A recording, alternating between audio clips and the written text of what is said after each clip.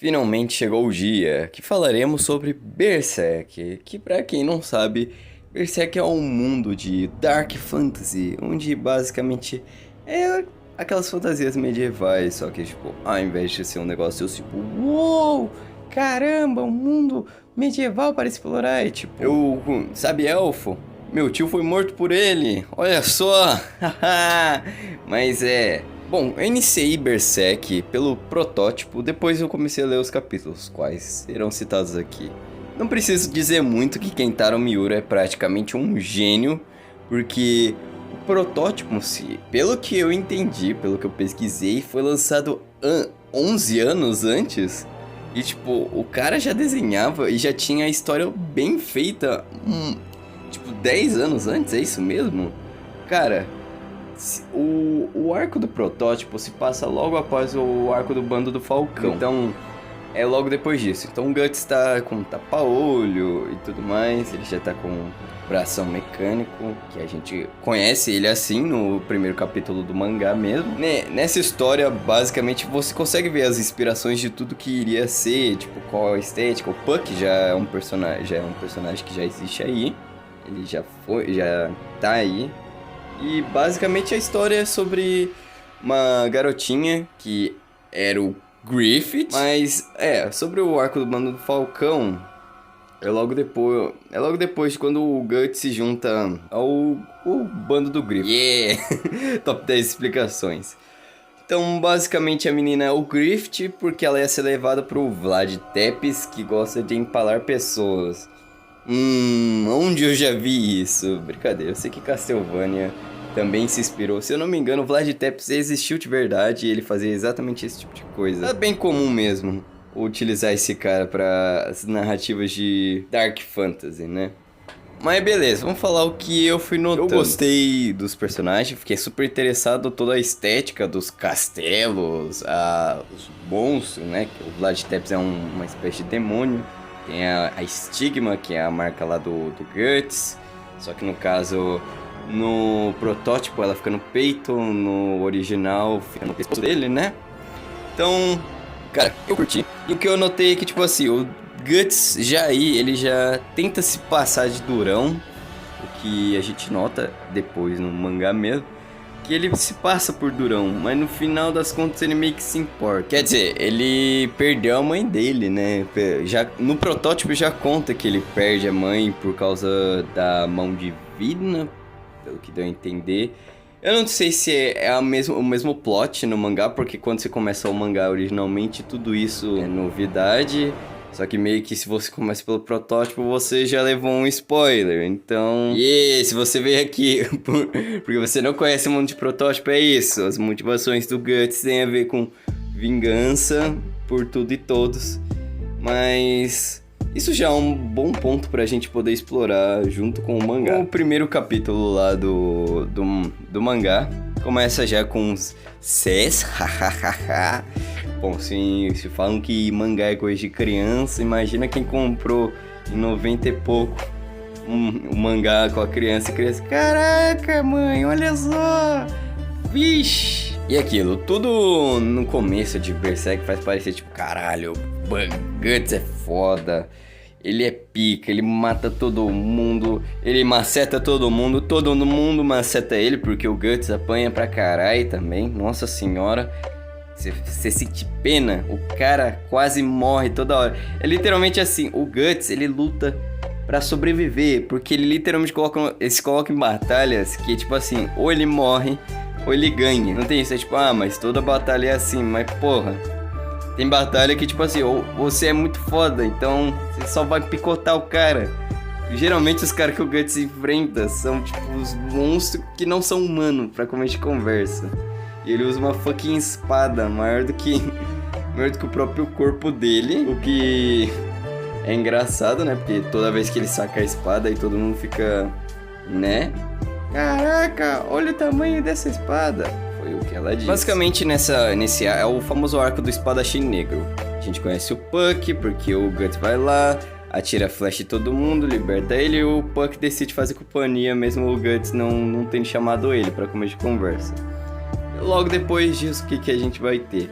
vai ter uns monstros ali, depois o Guts entra no meio que é o mini arco do Conde, onde ele conhece lá aquele meio que cientista que sofreu basicamente tudo que ele sofreu. E aí você percebe, é um dos primeiros passos que você vai caminhando pra perceber que o Guts, ele se paga de que ele não se importa, mas ele se importa sim, porque logo depois de tipo, o cientista ia ser executado, ele ficou com aquilo na cabeça, ele ficou remoendo aquilo, tipo, cada coisa que aconteceu com o cara, aconteceu meio que com ele. Olha pro braço dele, pro olho, pra marca e tudo mais. Então ele vai meio que... Como ainda é o início da história e o Kentaro não quer nos entregar tudo, então já nos deixa meio que implícito que tipo... ele se importa, porque alguma coisa tem, ele tá lembrando de alguma coisa. Então, o que dá pra tirar disso? Como estudante de psicologia, ironicamente... semana passada eu tive que fazer um seminário sobre Winnicott, que fala sobre o desenvolvimento infantil e tudo mais, tipo, basicamente o desenvolvimento do ser humano, mas ele, como ele era pediatra, ele foca bastante no infantil. E como que essa parte de quando você é criança influencia. Então a gente acaba tocando num termo que ele usou, chamado falso self, que é quando, por exemplo, o Winnicott, ele tenta falar sobre ajudar pais a se tornarem bons pais. Não é tipo assim, os pais perfeitos. É tipo, o equilíbrio. A criança não pode ter, tipo... Não pode ter atenção demais e nem atenção de menos. Tem que ser um equilíbrio. Se for no lado extremo de cada um, sempre dá merda. Por exemplo, se der valor demais, aí a criança se acha a última bolacha do pacote. Se não der valor nenhum, aí a criança se acha um pedaço de lixo. Descartável para um caralho. Então tem que saber balancear essas coisas muito bem. Mas isso é só um exemplo, ele quer dizer isso no geral. E o falso self é muito sobre o que acontece, sobre o falso self, basicamente o falso eu. Então você cria uma falsa visão sobre si mesmo, negligências que aconteceram nesse período infantil, o que deve se notar pelo Guts, porque pelo protótipo, pode ser que não seja a mesma coisa, mas pelo que eu já sei das coisas de vídeo por aí que eu vi, o Guts perdeu a mãe dele. E depois ele sofreu uma caralhada de abuso quando ele era criança. Então isso meio que já influencia, tipo a questão de ele falar do não me toque, porque ele provavelmente pode ter sido abusado fisicamente. A questão de que ele não deixa as pessoas ficarem perto dele, não só por causa da marca, que pelo que foi explicado, a marca atrai as maldições, mas tipo, ele não se permite estar perto de muita gente porque ele também não se acha uma boa pessoa pra estar perto de ninguém. Ele só vive pela vingança dele e é isso. Então ele se paga de fodão, de o monstro sem coração que dizima todo mundo, mas ele se importa. Ele se importa, se ele vê alguém que passou pela mesma situação que ele não pode fazer nada, ele se importa, porque foi o que aconteceu com o cientista. Então, eu ainda não terminei esse arco do Conde, esse mini arco, na verdade. Mas eu já percebo que, tipo, o Guts, ele é complexo. E pelo que eu sei do Kentaro Miura, que é um gênio dessa história toda, ele não tá fazendo isso sem propósito. É muito provavelmente porque ele quer mostrar que o personagem é isso, que ele, no fundo... Como o próprio Puck diz, que ele é um elfo, parece uma fada, mas é um elfo, enfim. Ele é um elfo que basicamente ele consegue sentir as emoções, e o Guts não é motivado só por raiva. Ele tem medo e tristeza, então é tudo isso que tem dentro dele, é uma mistura de toda a desgraça junta. Então ele sente medo, ele se sente triste, mas a única coisa que ele põe pra fora é a raiva dele. É a raiva, busca por vingança, porque é um mecanismo de defesa. Ele precisa mostrar pra todos que ele é essa máquina que só busca vingança e não tem sentimentos, como se ele não fosse humano, fosse tão monstruoso até quanto os monstros que ele luta. Caraca, o negócio ficou até Nietzsche agora, ele se torna um monstro que ele luta. Mas é basicamente isso, então ele fica com essa falsa percepção do que ele é, mas ele não é isso. Não que, tipo, o Guts seja um comediante por dentro. Longe disso. Ele é uma pessoa confusa e quebrada. Que você pode notar com personagens muito similares. Tipo, Wolverine. Que, tipo, todas as pessoas que estão perto sempre morrem. Acaba a desgraça. E ele se se vê uma pessoa indigna de estar com outras pessoas. Então, o Wolverine também é um personagem que busca bastante vingança por causa do que acontece com ele, com as pessoas em volta dele. Então, eu achei interessante. E eu gosto de personagens assim. Na verdade, fazia muito tempo que eu não li uma história exatamente focada nisso. Então isso me lembrou desses personagens que eu gostava quando eu era bem criança. Um ponto que eu achei engraçado é que, tipo assim, podem me chamar de psicopata se vocês quiserem, mas eu ri na maioria dos capítulos de Berserk. Eu sei, é uma história sombria, com tripa, gente sendo desmembrada, muitas questões, muitas coisas pesadas que eu não posso falar aqui por causa de desmonetização, apesar de esse vídeo estar sendo pago, mas ainda assim, eu achei engraçado, porque como eu falei, o Guts ele é escrito de maneira proposital, ele é edgy, tipo, muito emo, muito, puta que pariu, do tipo, as coisas que ele falam são tão forçadas, mas tão forçadas. E eu não tô falando no sentido ruim, isso é feito de propósito, porque depois vai ter a explicação, porque se eu não me engano a Era de Ouro mostra o passado do Guts, então mostra por que ele vai ficar assim, e por que ele age desse jeito. Eu só fiz suposições usando psicologia, mas muito provavelmente não devo estar errado, o canal é meu, então eu estou certo. Brincadeira, eu posso estar errado também, kkkk.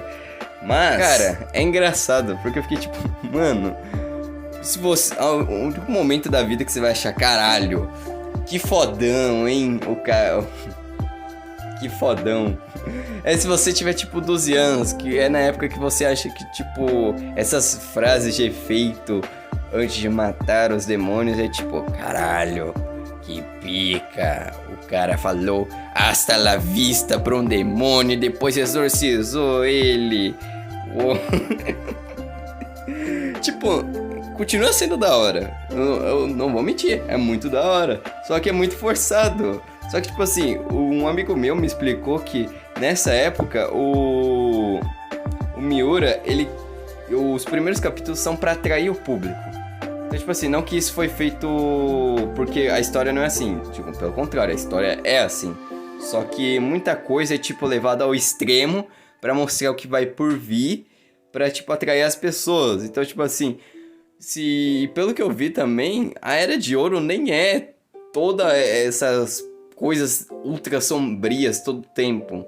Então, basicamente, é muito forçado de propósito. E foi muito bom. Eu não consigo parar de ler essa bodega. Então, eu acho da hora. Eu espero que vocês tenham gostado de ter trazido Berserk, e que eu possa trazer mais vídeos.